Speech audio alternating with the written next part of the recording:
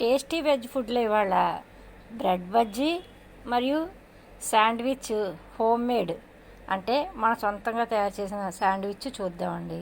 శనగపిండి కలుపుకొని బ్రెడ్ని ఇలాగ ముక్కల కింద చేసుకోండి. ముక్కల కింద చేసుకున్నాక చక్కగా పెద్ద బ్రెడ్ అయితే 2 ముక్కల కింద చేసుకుంటే చిన్న చిన్నగా సరిపోతాయి, బాగుంటుంది.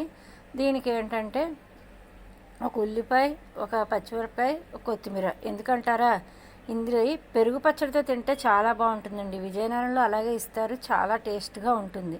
ఇలా పెరుగు పెట్టుకొని దాంట్లో ఇవన్నీ వేసి ముక్కల కింద ఉల్లి చట్నీ కింద చేసుకోవాలి. బాండ్లీ పెట్టి నూనె వేసుకొని నూనె బాగా వేడెక్కాక అందులోకి బ్రెడ్ ఇలా ముంచి, పలచగానే చాలండి, పెద్ద ఎక్కువే ముంచి ఎక్కల పలచగా అంటుకుంటుంది. నెమ్మదిగా మాత్రం వేయించండి. ముందు హైలో పెట్టిన తర్వాత సిమ్లో పెట్టి దగ్గరుండి వేయించుకోండి. మళ్ళీ వేడి పెరుగుతుంటే కొంచెం పెంచుకుంటూ ఉండండి. ఇలా 2 వైపులా కాస్త నూనె ఇలా పైకి వేస్తుంటే 2 వైపులా చక్కగా కాలుతుంది.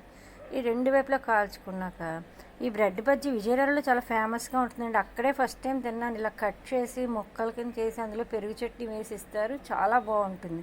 అన్ని చోట్ల స్టఫ్ పెడతారు కానీ అక్కడ ప్రత్యేకంగా అలాగా వేసి ఇవ్వడం బాగుంటుంది.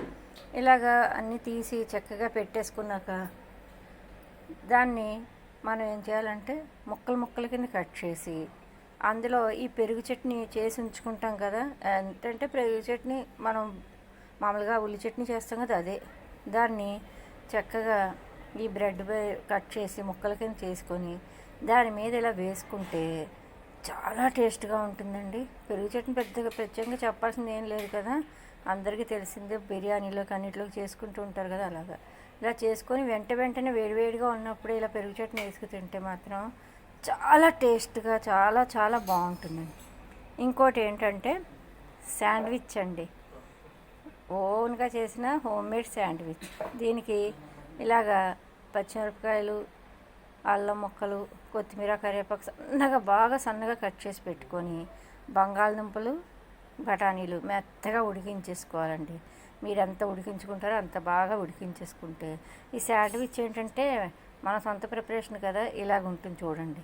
ఇలాగ నూనె పెట్టేసి ఇవన్నీ వేసేసి తాలింపు గింజలు అక్కలే ఇవి మాత్రం వేసి దీంట్లో స్మాష్ చేసుకున్న బంగాళదుంపలు, బఠానీలు ఇవన్నీ మిక్స్ చేసేసి గరం మసాలా, కారం, ఉప్పు అన్నీ వేసి కలిపేసేసి దగ్గర పడేలాగా ఉంచుకొని ఇలాగ చూపిస్తున్నాను కదా, ఇలా ఉంచేసుకొని మూత పెట్టేసేయండి. అది కొంచెం గట్టిగా అవుతుంది శాండ్విచ్కి.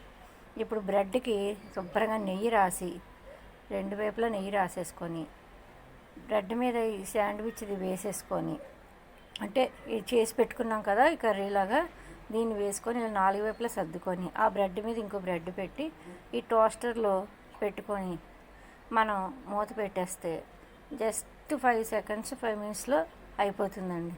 ఇది నాకు ఈ ఫోన్ కొన్నప్పుడు, ఓపో ఫోన్ కొన్నప్పుడు ఫ్రీగా వచ్చింది. అది మామూలుగా మనం పెనం మీదనే చేసుకోవచ్చు. ఎమ్మి శాండ్విచ్ రెడీ.